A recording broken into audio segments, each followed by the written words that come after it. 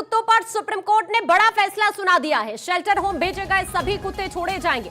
खतरनाक कुत्तों को ना छोड़ा जाए, सुप्रीम कोर्ट की तरफ से कहा गया। हर जगह खाना देने से समस्या है, कुत्तों को वैक्सीनेट करके ही छोड़ा जाए। हर इलाके में कुत्तों को खाना देने की जगह निर्धारित हो। सार्वजनिक जगहों पर खाना देने पर पाबंदी।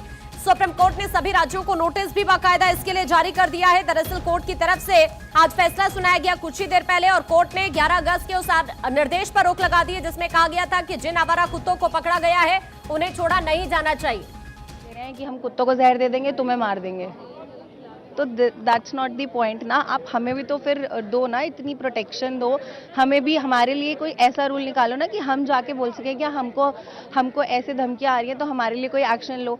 एनिमल क्रूरल्टी पे 50 रुपए का फाइन है। आप खुद सोच लो कि क्या ही अहमियत है। तो फिर मैं तो कुछ नहीं, मतलब मेरे पास जेन्युइनली वर्ड्स नहीं है। ठीक है, मैं हैप्पी हूँ कि बच्चे वापस आएंगे, अब उठेंगे नहीं, बट स्टिल ये अभी लड़ाई बहुत लंबी है। सो ये तो चलने वाली है, क्योंकि जब तक बच्चों को सेफ नहीं कर दिया जाता और हमारे लिए कोई एक्शंस नहीं होते, आई डोंट थिंक सो कि ये ओवर होगा। पूरी तरह से चुप नहीं है। हाँ जी। तो एक तरफ आप ये तस्वीरें देख रहे हैं, जंतर मंतर पर लोगों की तरफ से प्रदर्शन किया जा रहा है। दूसरी तरफ हाल ही में कोर्ट की तरफ से अहम फैसला सुनाया गया है। कोर्ट ने कहा है कि जिन कुत्तों को पकड़ा गया है उन्हें नसबंदी और टीकाकरण के बाद ही छोड़ा जाना चाहिए। लीगल एडिटर सुमित इस वक्त हमारे साथ जुड़ चुके हैं, सीधा रुक कर लेते हैं। सुमित, क्या कुछ कोर्ट में रहा, क्या कुछ कहा है कोर्ट ने, जरा विस्तार से आप बताइए। देखिए, काफी वाइड ऑर्डर सुप्रीम कोर्ट ने पास किया है। सुप्रीम कोर्ट ने अपने 11 अगस्त के आदेश पे सीधे तौर पर तो रोक नहीं लगाई है, लेकिन जरूर अपने आदेश में संशोधित किया है। कोर्ट ने साफ तौर पर कहा है कि ऐसे कुत्ते जो खासकर एग्रेसिव बिहेवियर के हैं और उनसे रेबीज का खतरा बढ़ता है तो उनको वापस नहीं छोड़ा जाएगा, जो शेल्टर रूम में शिफ्ट कर दिए गए हैं। इसके अलावा कोर्ट ने कहा है कि जो आम कुत्ते, आवारा कुत्ते हैं, अगर उनसे कोई खतरा नहीं दिखता है तो उन्हें नसबंदी और टीकाकरण के बाद उसे वापस उसी स्थान पर छोड़ दिया जाएगा। ये एक तरह से बड़ी राहत है डॉग लवर्स के लिए। हालांकि यहां सबसे बड़ा सवाल यही है कि कोर्ट ने बैलेंस ऑर्डर देने की कोशिश की है, लेकिन सबसे सवाल अभी भी याचिकाकर्ताओं के जहन में ये है कि कैसे एमसीडी जो है ये पता लगाएगी कि कौन से कुत्ते जो हैं वो एग्रेसिव बिहेवियर के हैं और कौन से कुत्ते एग्रेसिव बिहेवियर के नहीं हैं। इसका भी पता लगाना एक तरह से टफ टास्क जो है वो एमसीडी के लिए होगा। इसके अलावा सुप्रीम कोर्ट ने सार्वजनिक स्थान पर जो कुत्तों को जो खाना दिया जाता था उस पर सुप्रीम कोर्ट ने पूरी तरह से रोक लगाते हुए एमसीडी को निर्देश दिया है कि आप एक जगह स्थान आप सुनिश्चित करें, उसी जगह पर आवारा कुत्तों को जो है वो खाना दिया जाएगा। तो निश्चित तौर पर एक तरह से काफी बैलेंस और नपातुला आदेश सुप्रीम कोर्ट ने दिया है। और यह आदेश जो है सुप्रीम कोर्ट ने सिर्फ दिल्ली एनसीआर तक के लिए सीमित नहीं किया है, पूरे देश में एक नेशनल पॉलिसी बनाने की बात भी सुप्रीम कोर्ट ने कही है। और यही वजह है कि सुप्रीम कोर्ट ने केंद्र और सभी केंद्र शासित प्रदेशों को इस मामले में पार्टी बनाया है, पक्षकार बनाया है। और साथ ही सुप्रीम कोर्ट ने सभी केंद्र शासित और राज्यों को नोटिस जारी कर सुप्रीम कोर्ट ने जवाब मांगा है। तो निश्चित तौर पर नपातुला आदेश सुप्रीम कोर्ट ने दिया है। पशु प्रेमियों के लिए उतना बड़ा झटका भी नहीं है और एक तरह से उतनी राहत भी नहीं है। तो एक तरह से बैलेंस ऑर्डर हम कह सकते हैं।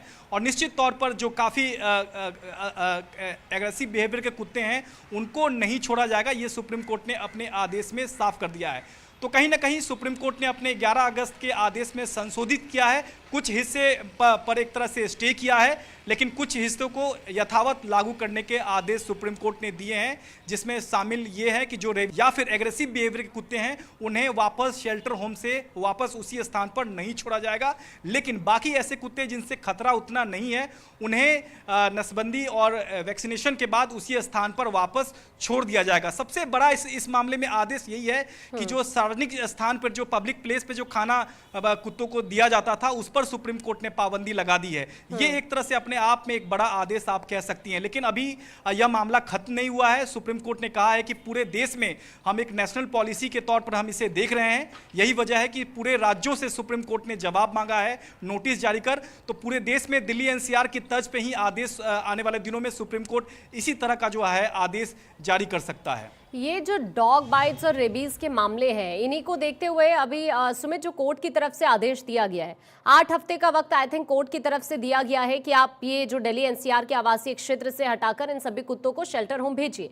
लेकिन अब आपको नहीं लगता कि दिल्ली एनसीआर के अंदर शेल्टर होम की संख्या को लेकर एक बहुत बड़ा चैलेंज जरूर सरकार के सामने आ सकता है अब, क्योंकि 8 ही हफ्तों का वक्त है? आपने सही कहा, क्योंकि 11 अगस्त का जो सुप्रीम कोर्ट का जो आदेश है वो 8 हफ्ते का ही था, तो इस मामले में भी सुप्रीम कोर्ट ने 8 हफ्ते की ही मोहलत दी है। लेकिन सबसे बड़ा चैलेंज जो है वो दिल्ली सरकार और एमसीडी के सामने ये है कि ऐसे कुत्तों को कैसे चिन्हित किया जाएगा कि वो एग्रेसिव बिहेवियर के हैं, क्योंकि आमतौर पर जो उनका बिहेवियर रहता है वो एग्रेसिव नहीं रहता है। यही याचिकाकर्ता की वकील भी यही बात को उठा रहे थे। तो याचिकाकर्ता और एमसीडी जो है इस पूरे मामले में कहीं ना कहीं आने वाले दिनों में भी दखल दिया जाएगा कि कौन से कुत्तों को हटाया जाए, कौन से कुत्तों को फिर वापस उस स्थान पर छोड़ दिया जाए। ये भी अभी अपने आप में बड़ा सवाल है।